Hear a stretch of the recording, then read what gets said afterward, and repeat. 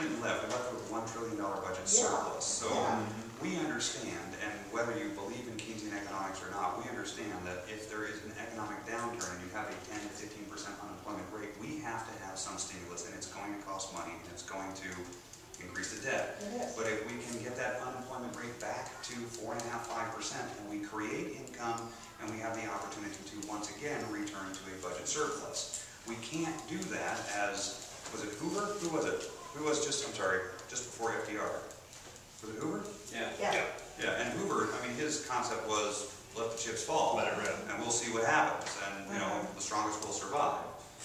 We learned that doesn't work during the Great Depression. So the Democrats are concerned about deficits. I'm sure. They absolutely are, but they understand that you can't just allow the unemployment rate to spiral out of control, because then you end up, you know, you have massive deflation and followed by rampant inflation, and it becomes a much more dramatic problem than what we're Well, the experiencing deficit will never get balanced unless you get everybody back to work. That's That's right. true. Exactly. That's absolutely Because true. they're the It's ones that are paying workers the that pay taxes. taxes. Right. That's And you right. have to stop.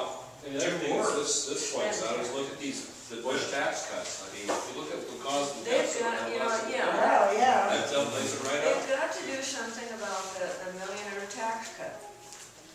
Yeah.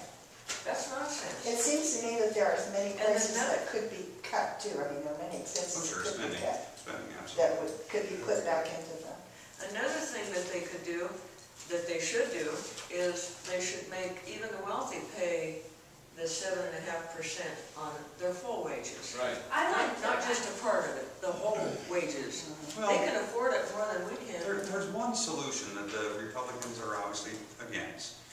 Capital gains is a much lower tax rate. Obviously, it's 15% versus normal income at 35%.